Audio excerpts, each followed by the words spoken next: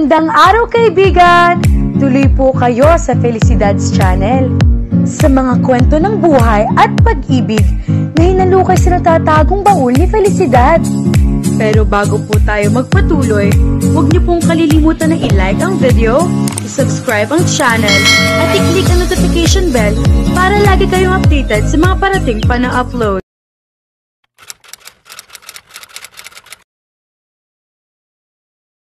Panay ang hugot ni Almira ng malalim na hininga habang nakaupo siya sa tanggapan ng mga bisita sa loob ng opisina kinaroroonan niya. Iginala niya ang paningin sa kabuuan ng opisina. Hindi maikakailang lalaki ang nagmamay-ari niyon. Mula sa kulay ng dingding hanggang sa mga kagamitan ay lutang na lutang ang masculinity niyon. Na mga sandaling iyon ay nasa reception area siya ng tanggapan ni Attorney Rafos Carriedo. Sa pagkakaalam niya, sakop ng Carriedo Law Office ang buong palapag na 11th floor at ang penthouse sa tinutuluyan ng abogado kapag hindi ito nakakauwi. Nalaman niya ang mga iyon sa personal secretary nito na nakakwento niya sa mahigit kalahating oras sa paghihintay niya roon.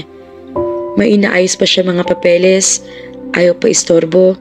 Kailangan nakasindalhin ng mga iyon sa Department of Justice mamayang 10 o'clock. Sabi ng sekretarya pagkababa nito ng intercom. "It's okay, I can wait," sagot niya na pilit kinakalma ang sarili. Ayaw niyang ipahalata sa kaharap ang tensyong nararamdaman niya. Alam niya hindi biro ang pakay niya sa abogado at kapag hindi niya napatunayan ang sasabihin niya, maaring kulungan ang kabagsakan niya. Pumikit siya ng mariin. Napukaw siya ng muling magsalitang sekretarya. "Ma'am, wala po kasi kayong appointment sa kanya today. I'm not sure kung makaharap niya kayo ngayon." Anito, habang nakatingin sa schedule calendar na hawak nito. "Pwede ko po kayo ising sa schedule niya tomorrow. Pumunta po ulit kayo rito ng 2 o'clock ng hapon." Free siya ng ganoong time. Napatingin siya sa saradong pinto sa gawing kaliwa niya. Iyon ang opisina ni Attorney Carriedo at alam niya naroon ito sa loob niyon. Kailangan makausap na niya ito. Ayaw na niyang ipagpabukas pa iyon. Alam niya naman ng mga abogado, day pang celebrity sa sobrang hectic ng schedule. Anito humahagikik pa pagkatapos. Sunod-sunod siyang umiling. Ayaw niyang masayang ang pagpunta niya sa opisina ni Attorney Carriedo. Hindi ko ba talaga siya pwedeng makausap ngayon? Importante kasi ang sadya ko sa kanya. Mas maigi sana kung makakausap ko na siya. Humugot siya ng malalim na hininga. Paano ba niya makukumbinsi ito? Bumuntong hininga ito. Pagkatapos ay umiling. "Sige, susubukan ko po ulit. I'll see kung ma-accommodate niya kayo. May papipirmahan ako mga papeles sa kanya. Sasabihin ko ulit sa kanya na naghihintay kayo rito." Pangako nito. Kinuha nito ilang folders mula sa mesa nito at tinungo ang pinto ng opisina ni Attorney Carriedo. Muli siyang nilingon nito bago nito buksan ang pinto. "Almira po ang name ninyo, hindi ba? Ano nga po palang full name ninyo? Pakisabi nandito si Amanda Valencia." Nakangiting sabi niya rito. Ilang sandali na tinitignan siya nito. Kapag kuwan ay nakibit-balikat ito sa katuloy pumasok sa loob. "Paalis na ako ng opisina pare. Tapos ko na mga papers na kailangan dalhin sa DOJ. I'm sure to be there just in time." Nakangiting sabi ni Rafos sa kausap niya sa telepono. "Don't worry pare, after this, I will accept your invitation." Medyo sumakit ang ulo ko sa mga papeles na to. Humigop siya sa tasa ng kape naroroon sa kanya mesa. "Sige pare, magkita na lang tayo riyan." Nang makapagpaalam sa kausap ay binabana niya ang telepono. Noon naman pumasok ang kanyang sekretarya, dalang ilang legal size folders. "Akin na yung mga pipirmahan ko, Miss Cruzat," nakangiting sabi niya rito. Sinimulan na niyang pirmahan ang mga papeles nang mailapag nito ang mga iyon sa kanya mesa. "Attorney?" "Yes," aniya habang patuloy sa ginagawa. "Nariyan po sa labas, iyong babaeng gusto makapag-usap sa inyo. Kanina pa siyang 7 o'clock dito. Wala po siyang appointment pero importante raw pong sadya niya sa inyo." Napatigil siya sa ginagawa. "Who is she?" Nakakunot ang noong tanong niya. Bigla na pukaw ang interes sa babaeng sinasabi nito. "Almira, siya raw si Almira Valencia." Nahaluan ng sakit ng ulo ang nararamdaman niyang interes. Napahilot siya sa kanyang sentido. "Attorney, ano po sasabihin ko sa kanya?" Tanong nito. Nasa tinig nito ang pag-aalala. Marahil ay dahil sa nakitang reaksyon niya. Bumuntong hininga siya. Okay, I'll see her. Aniya pagkaraan ng ilang sandali. Halos 2 hours na tayong bumabiyahe, attorney. Malayo pa ba tayo? Tanong ni Almira kay Attorney Rafos Carriedo. Kanina pa kasi sila naglalakbay, ngunit pareho silang tahimik.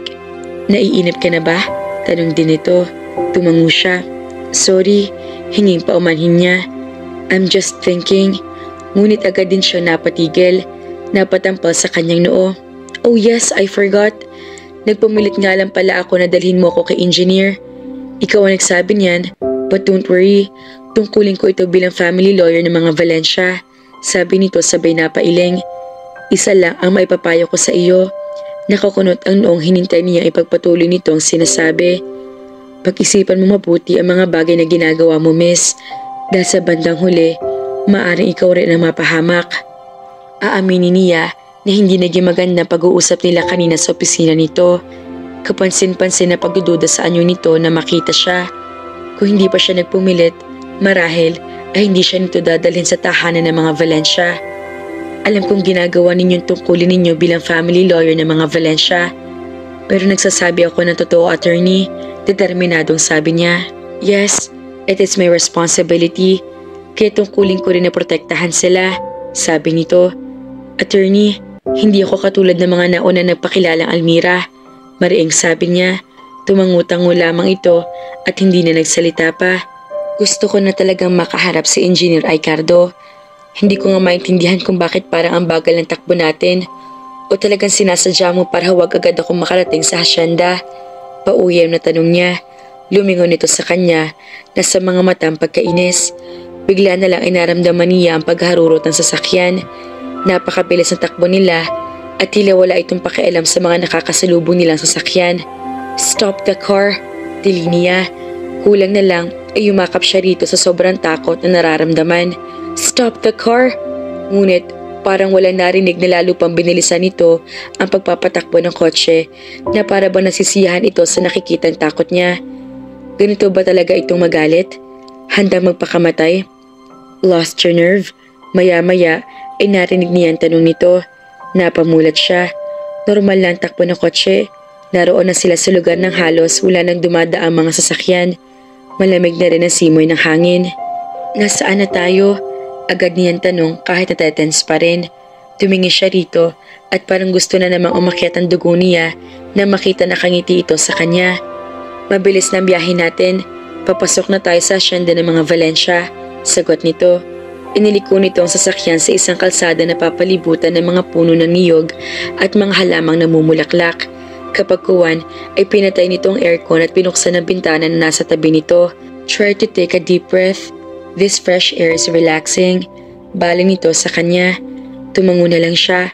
Agad niya binuksan ang bintana sa gawin niya at sinamyuri ng sariwang hangin. Maya-maya ay itinuon niya ang atensyon niya sa tanawin na dadaanan nila. Hindi niya napigilang humanga sa mga mata na nakikita niya. Napapaligiran ng mga kabundukan ng hasyenda. Ang mga puno at halaman ay halatang alagang-alaga. Hitik sa bunga ang mga puno. May nadaanan din sila mga nag-aani ng palay. Huminto mga ito sa ginagawa at kumaway sa kanila. Ito ang simula ng lupain ng mga Valencia. Bungad pa lang ito ng kanilang niyugan. Pag-aari nila ang mga palayan at mayroon din silang bakahan. Nasa bandang likuran naman ang rancho. Paliwanag nito sa kanya habang gumaganti na kaway sa mga tao. Nanatili siyang tahimik. Hindi pa rin maitago ang pagkalula niya sa lawak ng lupain ng mga Valencia. We're here, ani Rafos maya-maya. Nakita niya papasok na sila sa isang mataas na gate. Mula roon ay may natatanong siyang istruktura. Marahil ay iyon ang bahay ng mga Valencia. Ang dinadaanan naman nila ay isang napakalawak na hardin. Pakiramdam tuloy niya ay isang paraisong lugar na pinapasok nila. Malayo pa ba ang bahay? Tanong niya kapag kuwan. 1 kilometer panlayo ng bahay mula sa gate. Paliwanag nito sa kanya. Kapag kuwan ay biglang kumunot ang noo nito. Wait, akala ko ba ikaw si Almira? Sinulyapan niya ito. Nagsulubong ang mga kilay nito na makita siya nakangiti. Hindi siya sumagot dito. Sa halip ay tumingin siya sa labas ng sasakyan. Si Almira na pamangkin ni Engineer Ricardo Valencia ay dito isinilang sa hasyenda. Dito siya lumaki hanggang sa umalis sila na kanyang ina nung 7 taong gulang siya at hindi na muli nagbalik sa lugar na ito. Pagpapatuloy nito, napabaling siya dito, nagtatanong ang mga mata. Ang 7 taong gulang na bata ay kaya na magtanim ng mga alaala sa kanyang isipan.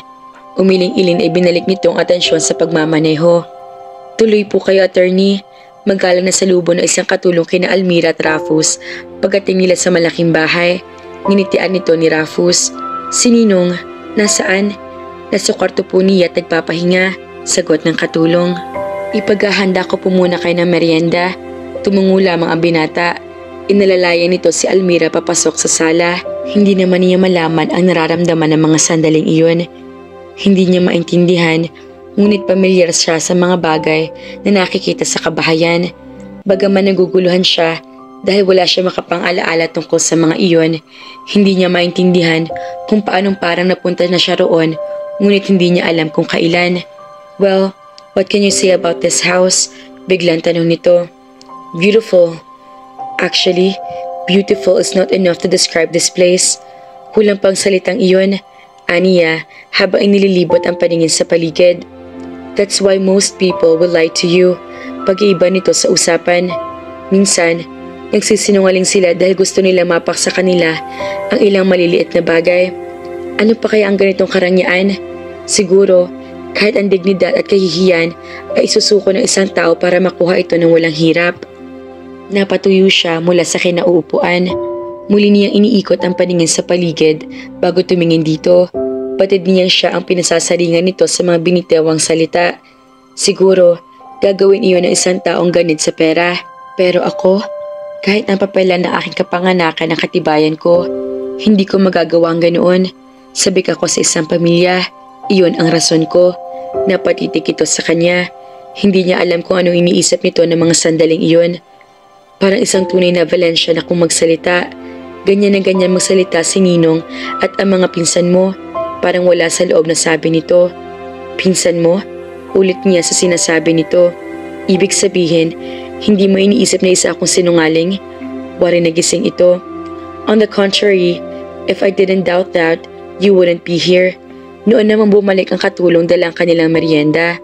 Salamat. Kinuha nitong isang baso ng pineapple juice at iniabot sa kanya. Thank you. Iyon naman ang naisip niyang sabihin dito. Ngumiti lang ito sa kanya. Ibinaling niya mga mata sa salaming pinto kung saan tanaw ang malawak na swimming pool na napapagiliran ng manicured garden. Muli siya lumingon dito. Attorney, nakita mong birth certificate ko at nakapirma roon si Angelito Valencia at Sylvia Balita Valencia. Mga magulang niya ang kanyang tinutukoy. Bakit parang ayaw mo pa rin maniwala sa akin? Umiling-iling ito. Sa panahon ngayon, ang isang bagay na tulad ng birth certificate ay madaling dayain. Hindi sapat na iyon lang ang katibayan mo. Mahalaga rin ang memorya. Napayuko siya. Hindi niya kayang salubungin ang mga mata nito. Bagaman hindi niya maintindihan kung bakit tila may sumisikto sa kanyang puso sa tuwing tumitingin ito sa kanya. Sinubukan niyang ituon ang isip sa mga alaalang hatid ng bahay na iyon. Ngunit anumang pilit niya ay wala ni katiting na insidenteng sumagi sa isip niya. Tumuloy na lang daw po kayo sa library, anang mayordoma na ipinakilala kay Almira bilang si Lorna. Nakatingin ito sa kanya, tila nagdududa. Ngunit hindi na lamang niya iyong pinansin. Nagpatiuna si Raffo sa direksyong itinuro ni Lorna. Sumunod siya rito. Come in, anang tinig mula sa loob ng library na kumatok si Raffo sa pinto. Batid niya si Engineer Ricardo Valencia ang naroon. Isang lalaking marahil ay mahigit 50 na ang edad ang bumungad sa kanila nang buksan ni Raffo ang pinto. Nakaupong matanda si wheelchair. Nakatayo sa likuran nito ang isang babae na sa tansya niya ay kasing edad niya. Oh, Raffos, mission accomplished? Pabirong tanong ng matandang lalaki sa binata na makapasok sila sa library. I wish I had, Ninong. Mumaling sa kanya si Engineer Ricardo. Matama siyang tinitigan. Kapag kuwan ay kumunot ang noon nito. Bakit, Ninong? Tanong ni Raffos na marahil ay napansin din ang ekspresyon ng matanda. Is there something wrong? Nag-alalang lumapat ito kay Engineer Ricardo at agad hinawakan ang kamay ng huli. Napahugot naman siya ng malalim na hininga. Hindi niya maintindihan, ngunit gusto niyang umiyak ng mga sandaling iyon. Pakiramdam niya, matagal na niyang kilalang matanda. Parang gusto niya itong yakapin ng mahigpit. She looks familiar to me. May nakikita kong mukha sa kanya. Maya-maya sagot ni Engineer Ricardo. Napatingin sa kanyang lahat. Bigla nagsalita ang dalaga na nasa likuran ni Engineer. Lahat ng tao sa mundo ay may kamukha dito. Anito, na sinuhid pa siya ng tingin mula ulo hanggang paa. Ngunit maging ito ay wari naguluhan sa nakita. Tumangutango si Engineer Ricardo. Of course, hindi man siya kontento sa paliwanag na iyon, ay pinili na lang niyang huwag umimik. By the way, this is Engineer Ricardo Valencia. Siya ang nagpapahanap sa kanyang pamangkin kay Almira. And this is Princess, pamangkin na engineer sa pinsan. Pagpapakilala ni Raffo sa mga ito na inakbayan pa si Princess. Nagsalubong ang kanyang mga kilay. Tila malapit sa isa't isa sina Raffo at Princess. Ngumiti si Princess sa kanya. Hello, what's your name? Nginitian din niya ito. Ako si Almira. Pakilala niya sa sarili na bahagyang ikinataas ng kilay nito. Almira Valencia. Inilahad niya kamay nito. Nakipagkamay ito sa kanya. Hello Almira. Napalingon siya nang marinig ang halakak ni Engineer. Marami na nagpakilala sila ang Almira na hinahanap ko. Ang nag-iisa kong pamangkin sa kapatid kong si Angelito. Pero ni isang pag-uugali na taglay ng mga Valencia ay wala ako nakita sa kanila. Ngayon lang sa una o pagkakataon, anito nang muling tumawa ng malakas. Maniwala kaya ang lahat mga kafelisidad na siya nga ang tunay na Almira Valencia. Kaya naman, abangan!